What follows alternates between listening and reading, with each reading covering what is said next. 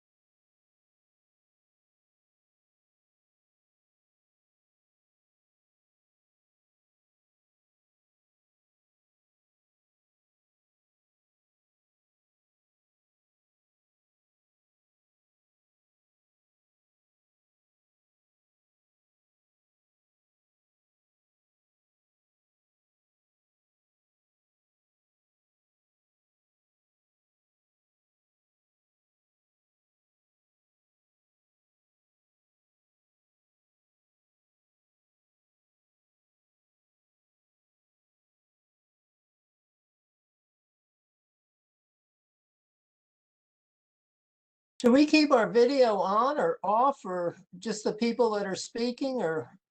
So ideally, Ron, just people that are speaking, just in case there's any interference. But we can wait and see if there's any issues, but I think that's the best way to go. All right, well, I'll just, I guess, hibernate for a while then. We will hear from you soon.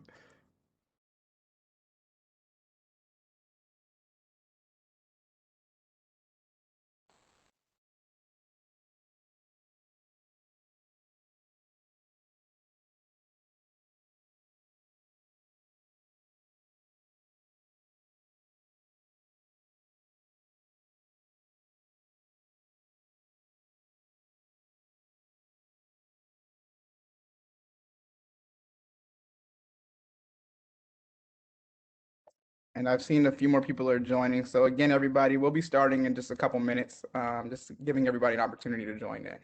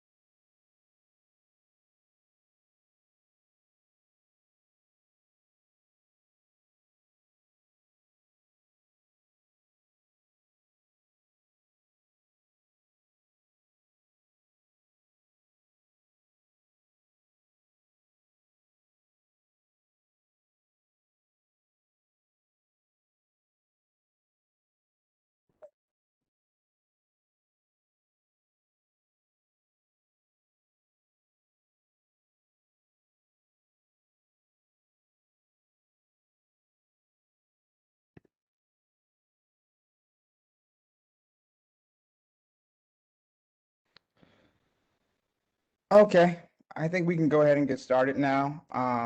First of all, good evening, everybody. And thank you for taking the time to join us for tonight's DC Plug Feeder 14758 open house meeting. My name is Peyton Manning from Tina Boyd and Associates. And my team and I are providing additional outreach support for Pepco and the District Department of Transportation's DC Plug initiative on this project. The purpose of this event's meeting is to provide a brief overview of the DC Plug project and an update on the design activity for Ward 8's Feeder 14758. This project will run through Ward 8, largely along Martin Luther King Avenue and Chesapeake Street Southeast, focusing on the undergrounding of overhead power lines in order to increase resiliency in the area. In this meeting, we also hope to address any questions and concerns that you may have about the design and upcoming construction. First, I'd like to introduce the team that we have present today. So from Pepco, we have the regional president, Donna Cooper. We have DC Plug's project manager, Yamani Kadani. we have the DC Plug lead engineer, Cornell Young, and DC Plug's community relations coordinator, Laisha Dougherty. We also have the design consultant from Salute, Imran Syed. And then from DDOT, we have Ron Williams, Anthony Soriano, and Molly Burns. Then also from Tina Boyd and Associates, we have Honora Moss. Ron Williams and Yamani Kadani will be leading this evening's meeting. However, before I hand it over to them, I would like to make you aware that this meeting will be recorded so that we can accurately capture your comments and concerns.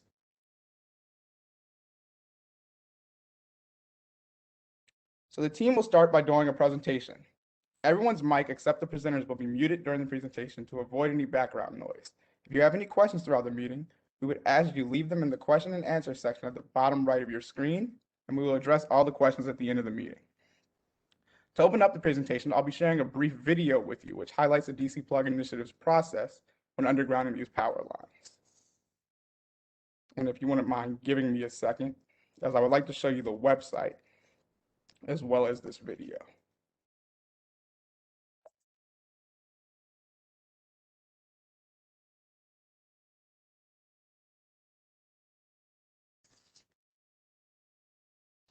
So here we have dcplug.info.com or dcpluginfo.com. Here you can find a lot of information about your specific feeder, 14758, as well as other projects that the initiative are conducting. And here in the About section, we have a brief video that I would like you guys to watch so you can better understand what's going on with this project.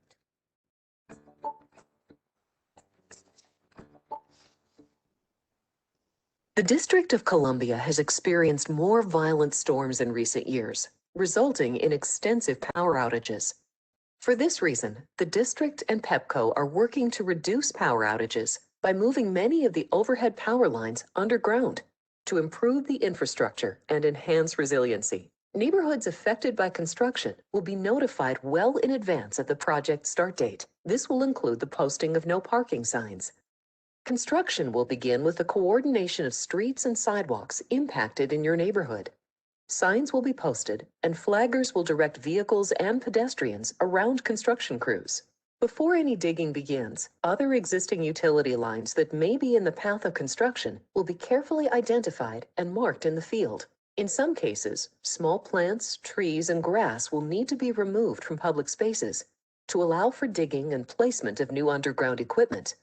But we will do our best to retain as much vegetation as possible. Any public property disturbed by this work will be restored to its original condition. Construction workers will use asphalt saws to cut the pavement.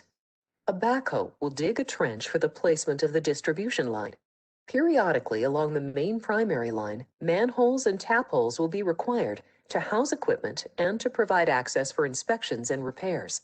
The backhoe will also be utilized in these cases to excavate for these structures. In order to meet jurisdictional safety requirements, shoring will be provided in the trench to ensure stability. Pepco uses either fiberglass or plastic PVC conduit to protect underground power lines.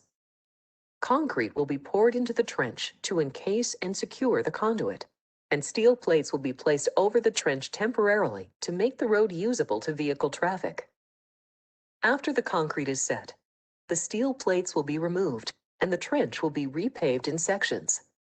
Transformers, switches, and other ancillary equipment will be set in place. Equipment such as transformers and switches will be installed either in the roadway or the sidewalk, depending on space availability. Underground cable will be installed. Landscaping will be restored as needed and roads paved. Overhead primary electric wires will be removed from poles, but secondary service and communication lines will remain.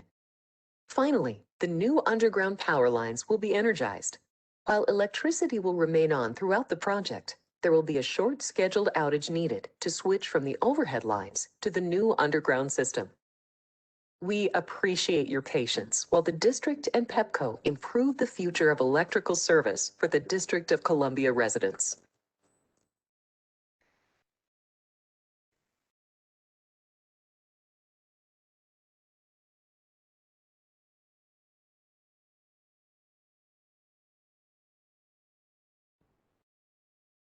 Thank you guys for giving us a moment to watch that video. Now I would like to pass it on to Pepco's Regional President, Donna Cooper, for a few opening remarks. Thank you very much, Peyton.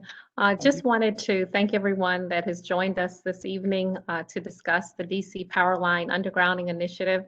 And I just wanted to start by indicating that we're very excited that this project is moving forward and is coming to Ward 8. And just a little bit of background, I have always shared that this is a project in many respects that has been unprecedented. When Peyton started his remarks as well as the video, one of the highlights that was ultimately referenced was the issue of significant weather events. And this particular project literally goes back to the District of Columbia government as well as Pepco coming together back in 2012 through a task force in order to look at ways in which we could make the system more resilient in the face of increased weather events.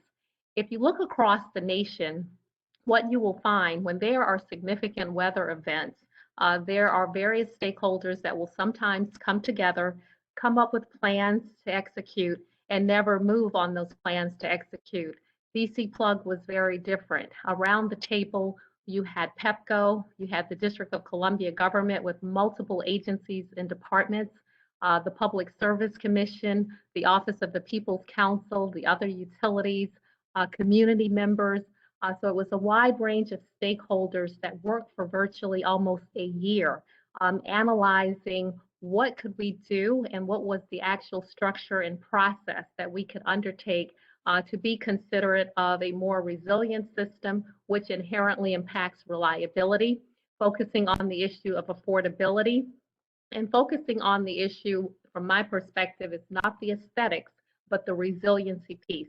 And what really precipitated this was the derecho back in 2012 that really hit this particular region and other parts of the northeastern part of the US, as well as a little bit west. And we experienced a multi-day event in terms of outages. Although we had been enhancing our system, upgrading our system, what can you do to overhead power lines when you literally almost have a hurricane that is happening on land? So this was about looking at undergrounding our infrastructure. So we came to a solution, which is the DC Power Line Undergrounding Initiative. It is a $500 million project. It is a collaborative process between DDOT as well as Pepco. And we are implementing this project considerate of impacts to the community, ensuring that local as well as diverse business enterprises are a part of this particular infrastructure project, ensuring that we're creating job opportunities with this project as well. So this evening, I wanted to turn it over to the project team to share more specifics about the background on how feeders were selected for undergrounding, just kind of the background and timeline, how the financing is ultimately structured with the Pepco portion as well as the District of Columbia's portion, and more specifically to talk with you about the undergrounding of the feeder in Ward 8, what this means, what to expect, and ensuring that as a company, we will be with you every step of the way to mitigate impacts as much as possible with the construction activity. So again, thank you for being a part of tonight's open house. Feel free to ask any questions, and also knowing that this is not a one and done type situation. We will be available for additional follow-up. We're available to come to additional meetings within the ward. I do know that your council member, White, has been engaged in this process and is very familiar, and a member of his team, or he may actually join on this evening as well. So welcome and thank you again.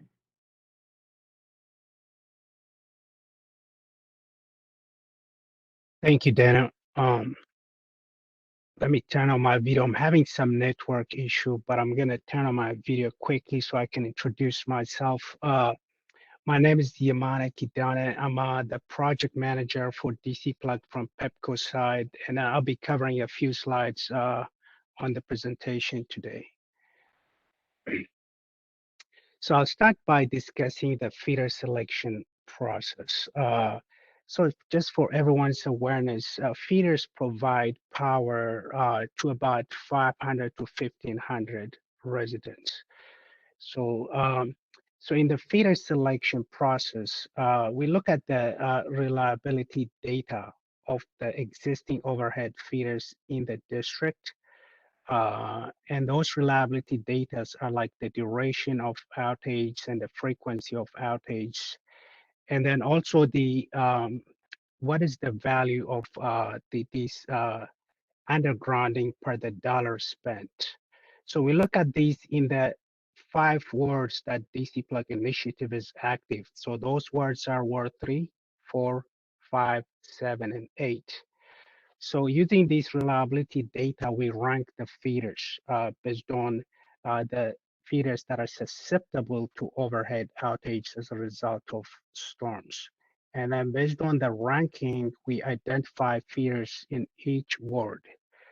So we also look at ongoing system work, reliability work that we have so that we don't have an overlap between DC Plug and other ongoing Pepco projects.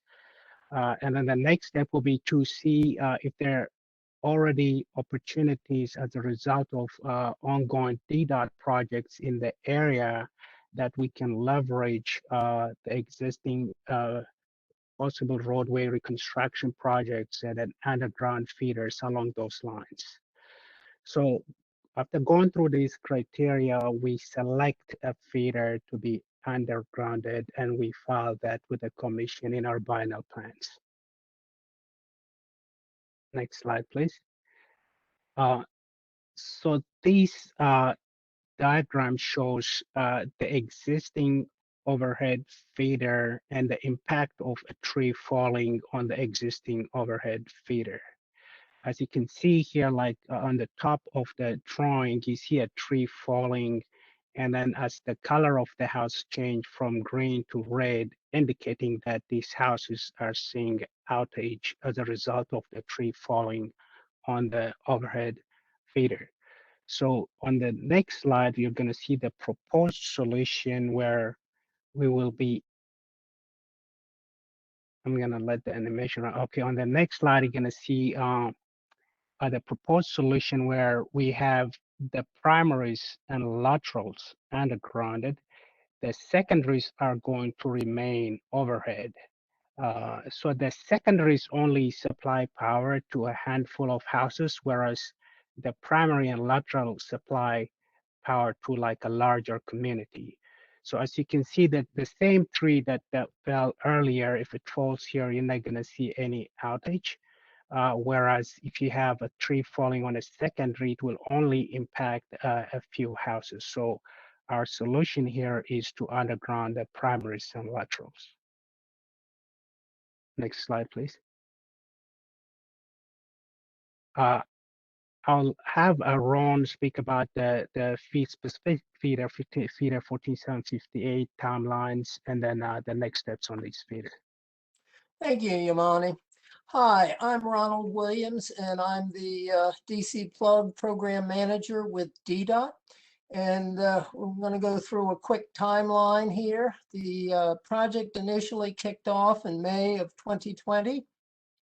We received our 30% design submission in September. We met with Councilmember Tran White in September. We had ANC meetings in December. And then the 65% submission came in March of 21. We're having this open house meeting today. And the 100% submission should be in June of 21. And our final submission of the PS&E stands for Plans, Specifications, and Estimate, which we'll have just before we get going into construction in July of 21. Next slide, please. So for the construction timeline, construction will start in the winter of 2022, and it will complete around the fall of 2023. The electrical construction essentially piggybacks the civil construction, and it will complete in the spring of 2024.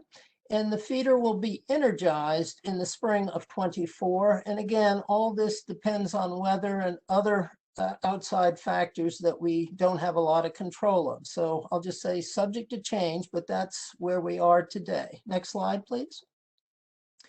So as far as the project goes, the type work that we will be doing, the scope of that work, will have erosion and sediment control. We'll be installing concrete duct bank, electrical manholes, electrical tap holes, and transformer enclosures. We will restore the roadway. We will restore pavement marking, and the electrical work will begin following the completion of the civil construction. Next slide, please. So here we have the different structures. If you look to the top left, we have a transformer enclosure. Top right, we have a switch manhole. And bottom center, we have a tap hole. Next slide, please.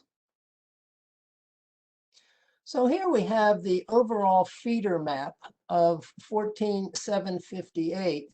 And I'm going to go through this in a little bit of detail, but not too much.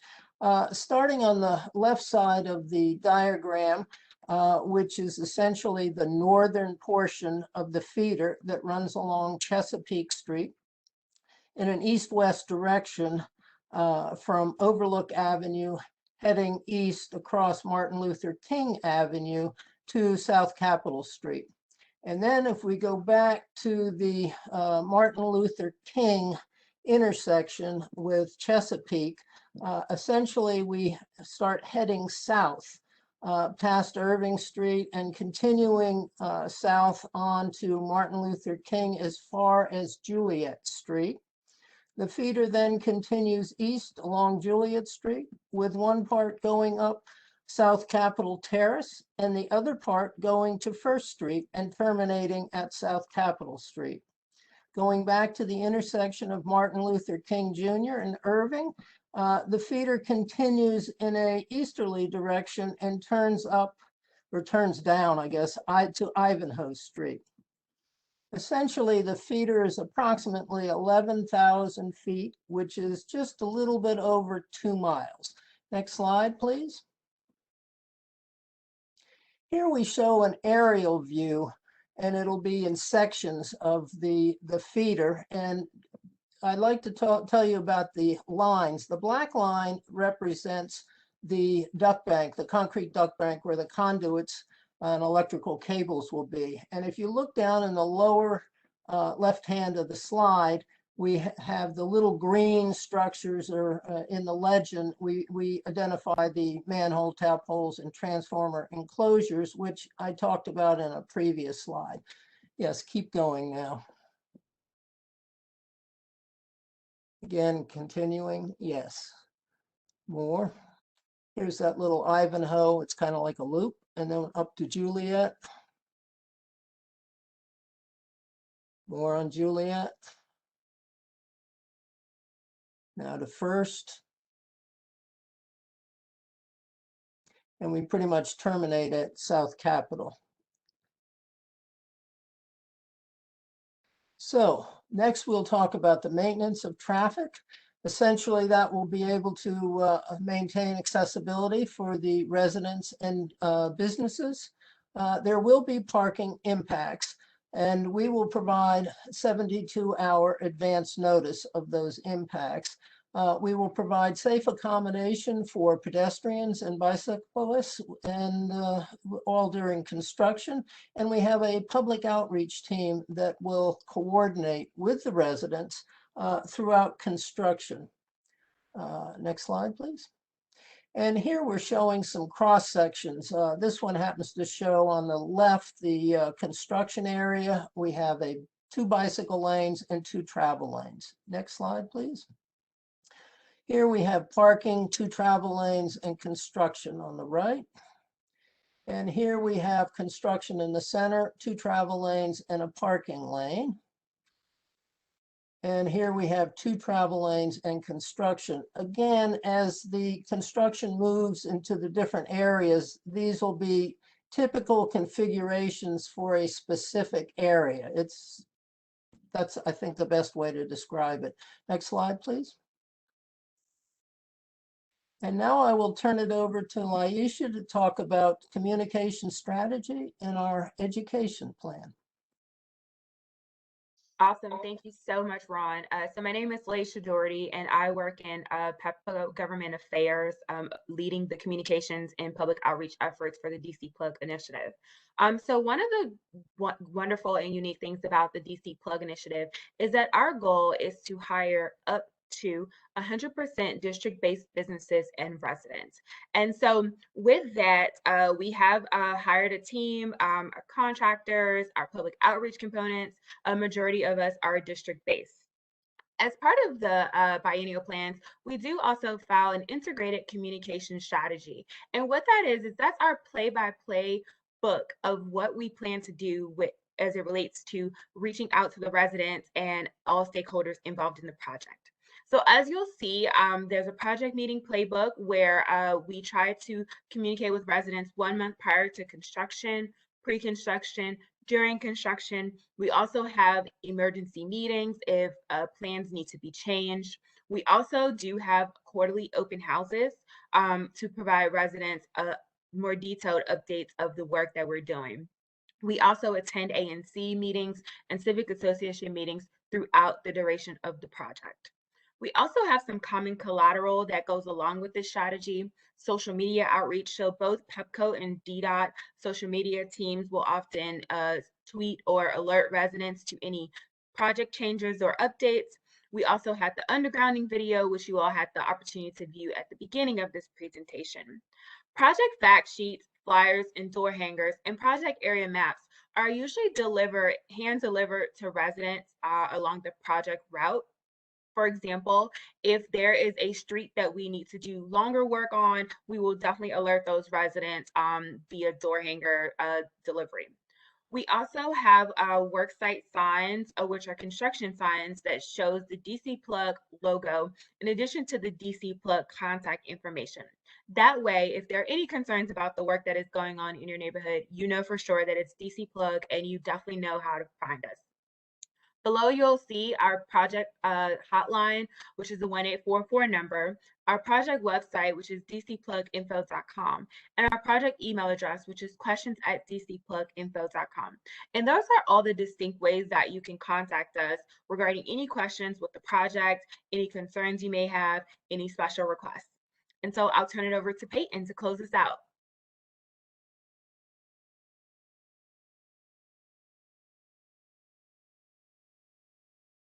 You're on mute, Peyton.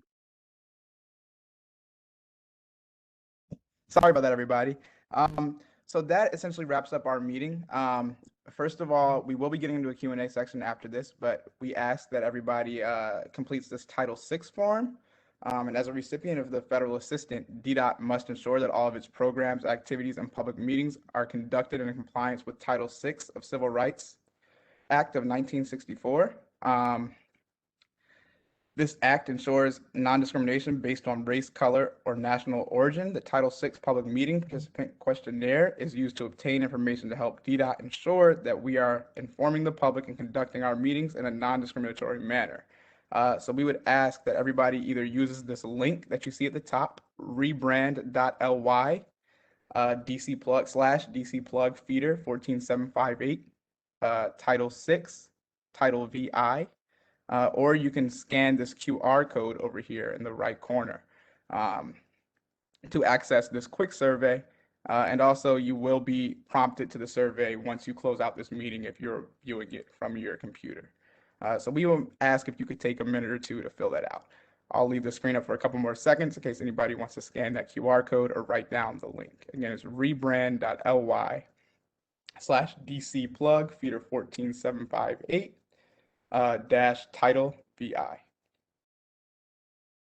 And now on to the Q&A. Again, if anybody has any questions, you could hit *3 on your phone and you'll be unmuted. And then also send them through the Q&A section of the chat on the bottom right of your screen.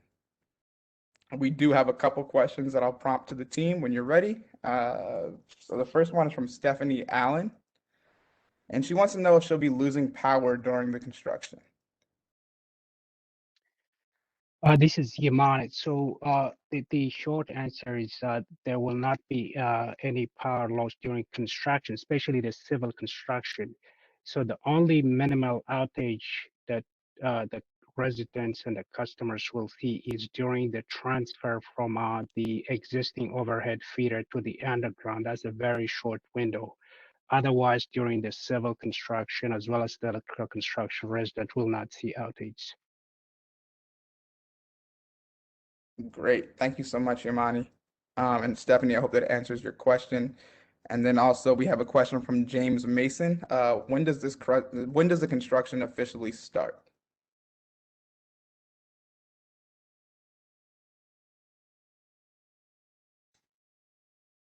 Hi, this is Ron Williams with DDOT. Can't give you an exact date. We still have to put out a solicitation in the government contracting for contractors. Then we will have to evaluate the bids. We'll have to go through council to get an approval. And right now we're targeting the fall, which would be, sometime in October. November timeframe, hopefully October, but that's the best answer I can do at this time. Great. Thanks, Ron. And again, James, I hope that answers your question. I don't see any other questions coming through the chat at the moment. If anybody else has some, we'll wait a few more moments. But again, I'll run over the contact information for us. So the website is dcpluginfo.com, as you can see on your screen. If you have any questions, feel free at any time to call the toll-free number 1-844-758-4146 or send an email to questions@dcpluginfo.com. Let's see, I thought a new question came through, and I believe that is it on the questions. I would like to thank everybody for coming out this evening and attending the meeting. And I would like to thank the whole team for sharing their input throughout this process. Have a great night.